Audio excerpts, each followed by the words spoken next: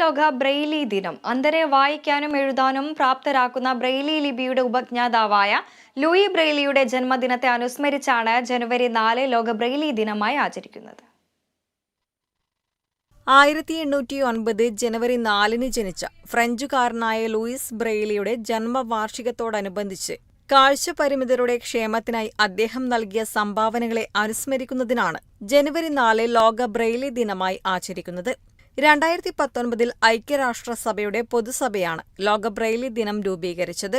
ഒരു അപകടത്തെ തുടർന്ന് ചെറുപ്രായത്തിൽ തന്നെ കാഴ്ച നഷ്ടപ്പെട്ടെങ്കിലും പഠിക്കാനുള്ള അതിയായ മോഹം കാരണം ലൂയിസ് ബ്രെയിലിയെ പാരീസിലെ royal institute for the blind എന്ന അന്ധവിദ്യാലയത്തിൽ ചേർത്തു.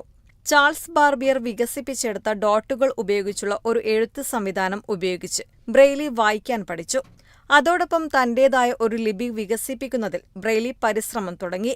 ലൂയിസ് ബ്രെയിലി വികസിപ്പിച്ചെടുത്ത എഴുത്ത് സംവിധാനമായതുകൊണ്ടാണ് ഇതിനെ ബ്രെയിലി ലിപിയെന്ന് നാമകരണം ചെയ്തത്.